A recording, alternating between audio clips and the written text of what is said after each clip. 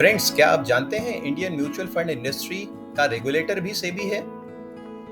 एक आंकड़े के मुताबिक सन 2022 तक Indian mutual fund industry 35 lakh crore की थी।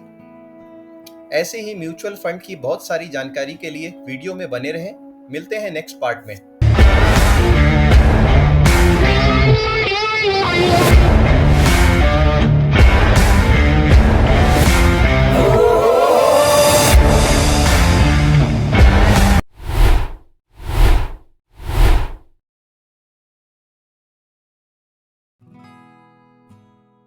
हाय friends, welcome to let's trade stocks. उम्मीद करता हूँ आप सभी ठीक ठाक होंगे। आज के इस एपिसोड में हम म्यूचुअल फंड के बारे में कुछ और जानकारियाँ लेने की कोशिश करेंगे। जैसा कि आप सभी जानते हैं कि म्यूचुअल फंड एक मॉडरेट इन्वेस्टमेंट टाइप है जो कि मिड से लॉन्ग टेन्योर के इन्वेस्टमेंट को एनकरेज करता है। वैसे तो हमने प्लान किया था कि ये एपिसोड स्टॉक मार्केट में डायरेक्ट इन्वेस्टमेंट के बारे में होगा, लेकिन बाद में हमने ये डिसाइड किया कि म्यूचुअल फंड अपने आप में एक बड़ा इन्वेस्टमेंट सेगमेंट है, सो उसे एक ही बार में कैप्चर कर लेना भी नए इन्वेस्टर्स के लिए ज़्यादा आसान होगा। Mutual fund industry almost 50 lakh crore rupees की है। म्यूचुअल फंड इन्वेस्टमेंट एक बहुत ही कन्वीनियंट और easy to manage investment mode है, जहाँ पे इन्वेस्टर अपने प्राइमरी प्रोफेशन के साथ साथ अपनी कैपिटल को एक आसान तरीके से इन्वेस्ट कर सकता है ताकि over the period of time एक अच्छे रिटर्न के साथ वो ग्रो कर सके। सो अगर आपका प्राइमरी प्रोफेशन या प्राइमरी इनकम जॉब या बिजनेस के थ्रू आती है, सो मैं आपको रिकमेंड करूंगा कि आप अपने इन्वेस्टमेंट को म्यूचुअल फंड से ही स्टार्ट करें instead of direct investment in stock market. Mutual fund investment एक बहुत ही कन्वीनियंट और आसान मोड है जहां पे कोई भी सिंपल इन्वेस्टर थोड़ी सी नॉलेज के साथ भी अपने पैसे को इन्वेस्ट कर सकता है। म्यूचुअल फंड इन्वेस्टमेंट आप मिनिमम 500 रुपीज़ से मैक्सिमम 5 लाख रुपीज़ तक वन टाइम में कर सकते हैं। इसे आप आइदर वन टाइम इन्वेस्टमेंट और SIP के द्वारा स्टार्ट कर सकते हैं। एक बार आपने म्यूचुअल फंड में इन्वेस्ट कर दिया तो ये बड़े ही स्टेडी मोड से आपकी कैपिटल को ग्रो करता रहता है अप टू डिफाइंड टाइमलाइन तक। ये टाइमलाइन क्या होगी, ये ओवरऑल डिपेंड करता है आपके गोल पे या आपके एक्सपेक्टेशन पे। सो अगर आप म्यूचुअल फंड इन्वेस्टमेंट का प्लान कर रहे हैं तो उसके लिए सबसे पहले आपको एक टाइम होराइजन या अपने गोल को डिफाइन करना बहुत ज़रूरी है। एक बार जब आपने अपने टाइम होराइजन या गोल को आइडेंटिफाई कर लिया, सो अकॉर्डिंगली आप म्यूचुअल फंड के मल्टीपल प्लान्स में से बेस्ट प्लान आइडेंटिफाई कर सकते हैं। ये बेस्ट प्लान क्या होते हैं ये हम आगे समझेंगे। इससे पहले कि हम म्यूचुअल फंड के डिफरेंट प्लान्स और कैटेगरी के बारे में समझें, आइए इंडियन म्यूचुअल फंड इंडस्ट्री की कुछ फैक्ट्स एंड फिगर्स को भी देख लें। एक आंकड़े के अनुसार by year 2022 Indian mutual fund industry 35 lakh crore की थी, जो कि अगले 2 साल में यानी कि फरवरी 2024 तक 54 लाख करोड़ की हो गई है। इन डेटा से हमें ये इंफॉर्मेशन मिलती है कि लोगों का म्यूचुअल फंड इन्वेस्टमेंट के प्रति लगाव बहुत ज़्यादा बड़ा है और mutual fund industry accordingly grow कर रही है।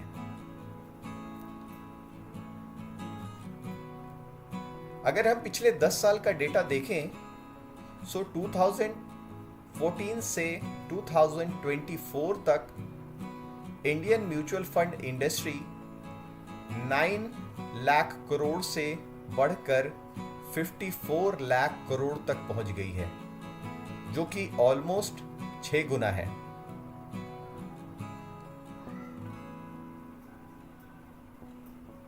अगर हम करंट फोलियो वाइज इस डेटा को एनालाइज करें,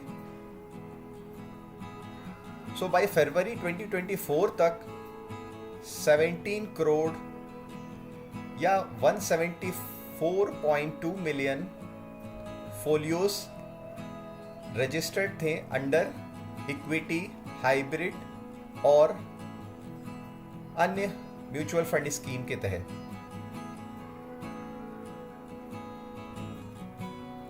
सो इन डेटा को अगर हम थोड़ा सा समझें, सो हमें ये समझ में आ रहा है कि इन्वेस्टर्स का लगाव म्यूचुअल फंड इंडस्ट्री से बढ़ता जा रहा है, और ये लगाव इसीलिए बढ़ रहा है कि उनको एक स्टेडी और रिस्क फ्री रिटर्न प्राप्त हो रहा है। म्यूचुअल फंड इन्वेस्टमेंट के प्रति लोगों का लगाव क्यों बढ़ता जा रहा है?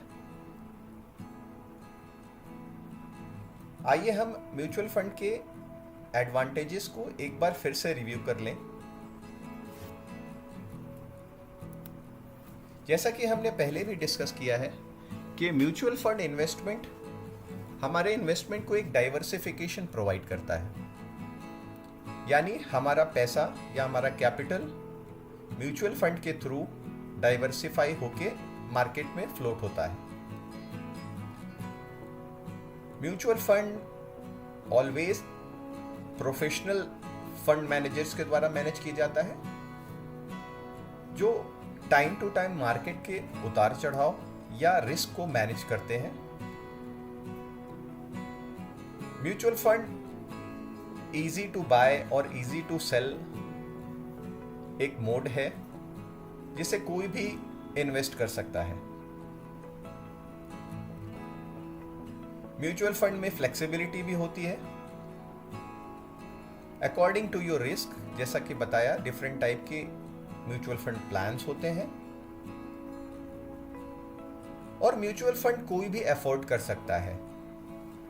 500 रुपीज से मैक्सिमम 5 लाख रुपीज तक आप वन टाइम में म्यूचुअल फंड में इन्वेस्टमेंट करके इनकी स्कीम को आप बाय कर सकते हैं। सारे म्यूचुअल फंड ट्रांसपेरेंसी के साथ मैनेज होते हैं, जिसमें कि म्यूचुअल फंड में आपका पैसा कहाँ जा रहा है, किन सेक्टर में इन्वेस्ट हो रहा है, या उसकी परफॉर्मेंस क्या है, ये सारी चीज़ें टाइम टू टाइम अपडेट होती रहती हैं। इन्वेस्टमेंट के अदर मोड से अगर कंपेयर किया जाए तो ये कॉस्ट एफिशिएंट भी होते हैं। बहुत नॉमिनल से और या ना के बराबर चार्जेस से म्यूचुअल फंड इन्वेस्ट किया जा सकता है। अगर आप लॉन्ग टेन्योर का होराइजन रखते हैं, मोर देन 3 इयर्स का, तो म्यूचुअल फंड टैक्स बेनिफिट भी प्रोवाइड करता है, लाइक ELSS स्कीम के अंदर। सो ये थे म्यूचुअल फंड के कुछ एडवांटेजेस, जिनको समझने के बाद हम ये समझ सकते हैं कि लोगों में म्यूचुअल फंड इन्वेस्टमेंट का क्रेज क्यों टाइम टू टाइम बढ़ता जा रहा है। अगर मोटा मोटा समझा जाए तो ये इजी टू इन्वेस्ट मोड है, जिसमें कोई भी बंदा एक छोटी सी कैपिटल के साथ भी मार्केट में इन्वेस्ट कर सकता है और अपनी कैपिटल को ग्रो कर सकता है। जैसा कि हर प्रोडक्ट और हर स्कीम के कुछ एडवांटेजेस भी होते हैं, उसके साथ साथ वो कुछ डिसएडवांटेजेस के साथ भी आती हैं।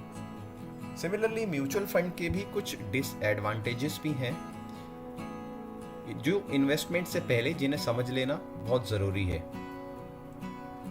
अब ये डिसएडवांटेजेस क्या हैं? उनमें पहले नंबर पे आता है लैक ऑफ कंट्रोल। यानी अगर आप कोई म्यूचुअल फंड स्कीम खरीदते हैं, सो उस स्कीम पे आपका कोई कंट्रोल नहीं होता है। यानी आपने जो भी एनालिसिस करने या रिस्क इवैल्यूएट करने के बाद अपने प्रोडक्ट को या अपनी स्कीम को बाय किया है, उसके बाद आप उस स्कीम से या उस स्कीम में कोई मॉडिफिकेशन नहीं कर सकते। ये मॉडिफिकेशन या ये चेंजेस सिर्फ अलाउ होता है एसेट मैनेजमेंट कंपनीज को या फंड मैनेजर्स के थ्रू। कभी कभी ये म्यूचुअल फंड ओवर डाइवर्सिफाइड भी हो जाते हैं, यानी कि आपका कैपिटल इतने छोटे छोटे अलग अलग सेक्टर्स में डिवाइड हो जाता है जिससे कि आपकी कैपिटल ग्रो थोड़ी स्लो हो जाती है।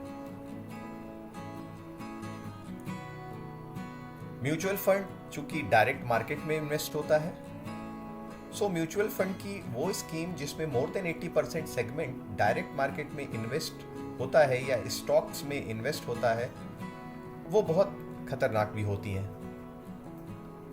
यानी कि मार्केट अगर डाउन होता है because of any economical imbalanced या ग्लोबल फैक्टर्स की वजह से, सो आपके उन म्यूचुअल फंड में रिस्क भी होता है। म्यूचुअल फंड स्कीम्स में एडवांटेजेस भी ट्रांसपेरेंसी है और डिसएडवांटेजेस भी हैं। एक फंड मैनेजर क्यों किस सेक्टर में इन्वेस्ट कर रहा है या क्यों किसी स्टॉक में इन्वेस्ट कर रहा है, इसकी जानकारी इन्वेस्टर्स को नहीं होती है।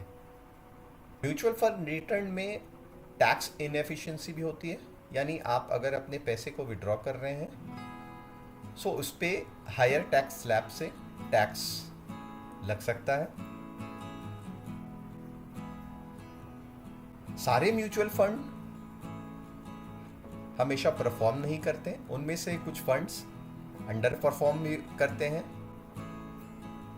सो ये it all depends on your evaluation कि आप किस म्यूचुअल फंड में इन्वेस्ट कर रहे हैं, वो अच्छे तरीके से पहले देख लिया जाए। म्यूचुअल फंड में रिडेम्पशन में कुछ रिस्ट्रिक्शंस भी होते हैं, यानी अगर आप अपना पैसा एक लिमिटेड टाइम या एक लिमिटेड पीरियड के पहले या बाद में विड्रॉ करते हैं तो उसे आप विड्रॉ नहीं कर सकते। For an example, most of mutual fund scheme एक 6 मंथ के लॉक इन पीरियड के साथ आती है, जहां पे अगर आप 6 महीने से पहले अपनी स्कीम को रिडीम या सरेंडर करना चाहते हैं तो उस पर कुछ चार्जेस अप्लाई होते हैं या लोडिंग, जिसे हम लोडिंग चार्जेस कहते हैं। म्यूचुअल फंड स्कीम में जैसा कि हमने समझा कि फ्लेक्सिबिलिटी नहीं होती है कि किसी दिन अगर मार्केट का वैल्यूएशन या मार्केट काफ़ी हाई है तो आप इमीडिएटली अपने म्यूचुअल फंड को रिडीम करना चाहें तो नहीं कर सकते। इसमें एक टाइमलाइन होती है कि आप किसी स्पेसिफिक टाइम पे ही आपको रिडेम्पशन की वैल्यू मिलेगी। एक इम्पॉर्टेंट पॉइंट है इन डिसएडवांटेजेस में से कॉन्फ्लिक्ट ऑफ इंटरेस्ट का। अक्सर ये देखा गया है कि म्यूचुअल फंड या एसेट मैनेजमेंट कंपनीज अक्सर किसी ल्यूक्रेटिव ऑफर के तहत किन्हीं कंपनियों में पैसा इन्वेस्ट कर देती है। सो कॉन्फ्लिक्ट ऑफ इंटरेस्ट के भी काफ़ी चांसेस होते हैं। सो आइए अब क्विकली समझते हैं म्यूचुअल फंड की कैटेगरीज के बारे में। मेजरली म्यूचुअल फंड को 3 कैटेगरी में बांटा जा सकता है, जिनमें सबसे पहला नंबर आता है ओपन एंडेड म्यूचुअल फंड्स का। ओपन एंडेड फंड्स उन फंड्स को कहते हैं जिसमें कोई फिक्स्ड मैच्योरिटी डेट नहीं होती। इन्वेस्टर इन फंड्स को कभी भी बाय या सेल कर सकता है according to current NAV. Open ended funds के एग्जांपल्स में आप ले सकते हैं इक्विटी फंड्स, डेट्स फंड्स या हाइब्रिड फंड्स को। अब ये इक्विटी, डेट्स या हाइब्रिड फंड्स क्या होते हैं इनके बारे में हम आगे समझेंगे। इसी कैटेगरी में दूसरा फंड्स आता है क्लोज एंडेड फंड। जैसा कि नाम से ही हमें कुछ आइडिया मिलता है कि क्लोज एंडेड फंड्स वो फंड्स होते हैं जिसमें एक मैच्योरिटी टाइमलाइन होती है। ये टाइमलाइन वेरी कर सकती है 3 से 7 ईयर में, यानी इन्वेस्टर इन फंड्स को एक टाइमलाइन के अकॉर्डिंग बाय कर सकता है। और अगर बिफोर मेच्योरिटी डेट या बिफोर टाइमलाइन वो इन्हें विड्रॉ करता है या रिडीम करना चाहता है तो उसमें उसे कुछ चार्जेस पे करने पड़ सकते हैं। क्लोज एंडेड फंड्स के एग्जाम्पल में कुछ फिक्स मेच्योरिटी प्लान आती है, कुछ डेट फंड्स भी आते हैं। थर्ड और फाइनल जो कि ओपन और क्लोज एंडेड का मिक्सचर होता है, इसे हम इंटरवल फंड्स बोलते हैं।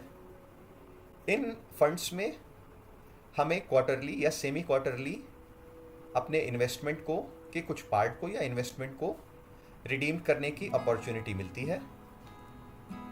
इंटरवल फंड्स का सबसे अच्छा एग्जाम्पल है बैलेंस्ड फंड का, जो कि हमें एक लिमिटेड टाइम के बाद बैलेंस्ड मैनर में अपने इन्वेस्टमेंट को रिडेम्पशन की अपॉर्चुनिटी देता है। एक इन्वेस्टर को किस म्यूचुअल फंड में इन्वेस्ट करना चाहिए, ये ऑलवेज डिपेंड करता है उस इंडिविजुअल इन्वेस्टर के गोल्स पर और एक्सपेक्टेशंस पर। ऐसा ज़रूरी नहीं है कि एक्सपेक्टेशन हमेशा फास्ट या क्विक मनी की हो। कुछ लोग इन्वेस्टमेंट स्टेडी रिटर्न के लिए करते हैं एंड कुछ लोग अपने इन्वेस्टमेंट को फास्ट ग्रोथ के लिए करते हैं। सो किस म्यूचुअल फंड में इन्वेस्ट करना चाहिए, इसका इवैल्यूएशन और एनालिसिस बहुत ज़रूरी है before starting a mutual fund investment. So mutual fund के कितने टाइप्स होते हैं, इनको भी समझ लेते हैं। इनमें सबसे पहला और सबसे इंटरेस्टिंग कैटेगरी होती है या टाइप होता है, जिसे हम इक्विटी फंड्स बोलते हैं या इक्विटी म्यूचुअल फंड्स बोलते हैं। Equity mutual funds mutual fund की उस टाइप को बोलते हैं जहां पे majority of capital direct stock market में इन्वेस्ट होता है और कुछ सेगमेंट गवर्नमेंट सिक्योरिटीज या सिक्योर मोड में भी डाला जाता है।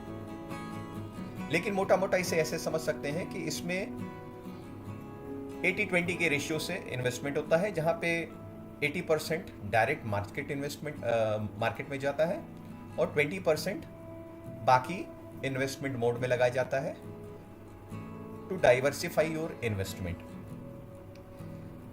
सो अब अगर 80% ऑफ पैसा आपका डायरेक्ट स्टॉक मार्केट में लग रहा है, सो ऑब्वियसली ये एक मेजर रिस्क भी होल्ड करेगा और इस रिस्क के साथ साथ एक अच्छे रिटर्न की भी अपॉर्चुनिटी प्रोवाइड करेगा। इक्विटी म्यूचुअल फंड, अगर मैं पिछले 5 साल का डेटा को रेफर करूं, सो 10 से 15% के रिटर्न के साथ ग्रो कर रहा है। म्यूचुअल फंड की दूसरी टाइप्स में हम डेब्ट फंड को रखते हैं। डेब्ट फंड्स उन म्यूचुअल फंड को कहते हैं जहां पे पैसा डायरेक्ट स्टॉक मार्केट में या majority of portion stock market में ना लग के गवर्नमेंट बॉन्ड्स, कॉर्पोरेट बॉन्ड्स या बाकी मनी मार्केट में इन्वेस्ट किया जाए। डेब्ट फंड्स को आप इक्विटी फंड के अपोजिट भी समझ सकते हैं, यानी majority of segment direct market में इन्वेस्ट ना होके गवर्नमेंट बॉन्ड्स या बाकी मनी इंस्ट्रूमेंट में इन्वेस्ट होता है।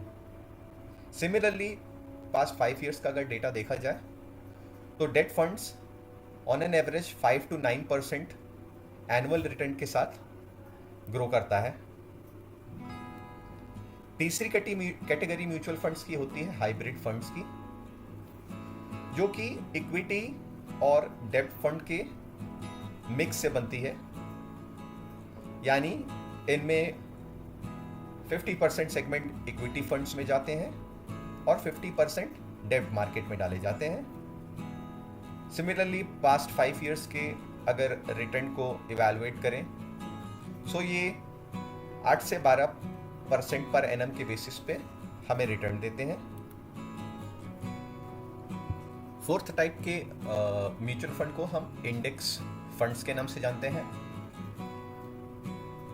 इंडेक्स फंड म्यूचुअल फंड की उस कैटेगरी को कहते हैं जिसमें कि इन्वेस्टमेंट स्पेसिफिक मार्केट इंडेक्स में किया जाता है, जैसे निफ्टी, सेंसेक्स, और अकॉर्डिंग टू निफ्टी या सेंसेक्स या इंडाइसेस के मूवमेंट के अकॉर्डिंग उसका रिटर्न भी प्राप्त होता है।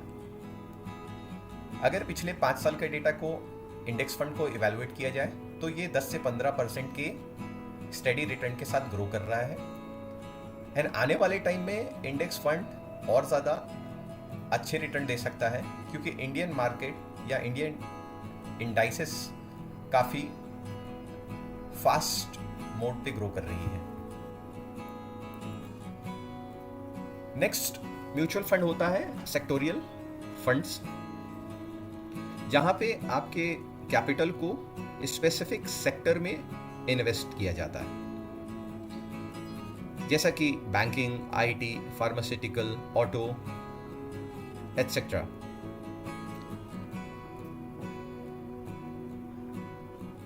इन म्यूचुअल फंड में इन्वेस्टमेंट का एक बेनिफिट ये होता है कि अगर कोई पर्टिकुलर सेक्टर किसी स्पेसिफिक टाइम पर ग्रो कर रहा है तो उससे एक अच्छा रिटर्न प्राप्त किया जा सकता है। फॉर एन एग्जाम्पल, आजकल रियल एस्टेट मार्केट बहुत ही अच्छे मूवमेंट के साथ चल रहा है। So investor can invest on real estate sectorial funds. अगर इसके 5 साल के डेटा को हम एनालाइज करना चाहें तो कोई स्पेसिफिक नहीं है, that all depends on sectoral movement. यानी कि पिछले 5 साल में हो सकता है आईटी सेक्टर एक डिफरेंट रेट से ग्रो कर रहा हो, फार्मास्यूटिकल एक डिफरेंट से कर रहा हो, बट ओवरऑल ये सेक्टोरियल बेसिस पे रिटर्न्स हमें देते हैं। लास्ट और सबसे अच्छा जो म्यूचुअल फंड होता है या स्कीम होती है उसे हम ELSS कहते हैं, यानी इक्विटी लिंक सेविंग स्कीम, जो कि एक टैक्स सेविंग फंड्स की कैटेगरी में आता है। इस टाइप के म्यूचुअल फंड को परचेज करने पे आपको 3 इयर्स का लॉक इन पीरियड मिलता है, यानी 3 साल से पहले इस म्यूचुअल फंड को आप विड्रॉ नहीं कर सकते। इसके साथ साथ आपको इमीडिएट इन्वेस्टमेंट के समय से टैक्स बेनिफिट भी मिलता है। ऑन एन एवरेज 5 साल के डेटा को अगर इवैल्यूएट किया जाए तो ये 10 से 15% पर एनम के बेसिस पे ग्रो कर रहा है। सो ये थे म्यूचुअल फंड के कुछ कैटेगरीज। फ्रेंड्स, आज के एपिसोड में हमने म्यूचुअल फंड की कैटेगरीज को समझा, टाइप्स ऑफ म्यूचुअल फंड को समझा, और उसके साथ साथ म्यूचुअल फंड के इंडियन म्यूचुअल फंड इंडस्ट्री के कुछ आंकड़ों को भी देखा।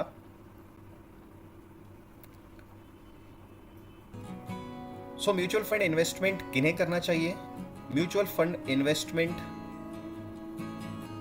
उन्हें करना चाहिए जो अपने कैपिटल को एक स्टेडी मोड में एक मीडियम्स टू लॉन्ग टेन्योर के लिए इन्वेस्ट करना चाहते हैं। म्यूचुअल फंड इन्वेस्टमेंट से पहले किन किन बातों का ध्यान रखना चाहिए? उनमें सबसे इंपॉर्टेंट है अपने गोल को आइडेंटिफाई करना, उस गोल के अकॉर्डिंग एक सही म्यूचुअल फंड को सेलेक्ट करना। यह हमेशा एडवाइस किया जाता है कि आप अपने म्यूचुअल फंड या अपने इन्वेस्टमेंट को डाइवर्सिफाई करके रखें। ऐसा ज़रूरी नहीं है कि किसी एक म्यूचुअल फंड में ही पूरा का पूरा पैसा लगा दिया जाए। म्यूचुअल फंड को डिफरेंट कैटेगरी में डिवाइड करने का पर्पस भी यही है कि एक इन्वेस्टर अपने इन्वेस्टमेंट को डाइवर्सिफाई करे ताकि उसका रिस्क मिटिगेट हो। क्योंकि mutual fund investment are subject to market risk, so ये बहुत ज़रूरी है कि कोई भी स्कीम को खरीदने से पहले आप उसके डॉक्यूमेंट को, उसके रिस्क को बहुत अच्छे से इवैल्यूएट करें, ताकि कि फ्यूचर में आपको किसी तरीके का नुकसान का या किसी तरीके के रिस्क का सामना ना करना पड़ सके। सो आज के एपिसोड में इतना ही। नेक्स्ट एपिसोड में हम स्टार्ट करेंगे स्टॉक मार्केट में डायरेक्ट इन्वेस्टमेंट के प्रोसेस को। टेक्निकल एनालिसिस क्या होता है, टेक्निकल एनालिसिस के थ्रू कैसे हम स्टॉक के मूवमेंट को प्रेडिक्ट कर सकते हैं, ये सारे कंटेंट को कैप्चर करेंगे हम नेक्स्ट आने वाले एपिसोड्स में। आज के एपिसोड्स को अगर आपको पसंद आया है तो प्लीज़ लाइक करें, और अगर कोई फीडबैक है तो प्लीज़ कमेंट करें, और जितना हो सके अपने फ्रेंड्स के साथ शेयर करें ताकि वो भी अपनी स्टॉक मार्केट और इन्वेस्टमेंट की नॉलेज को एनहांस कर सके। सो मिलते हैं नेक्स्ट एपिसोड में, तब तक के लिए all the best and take care.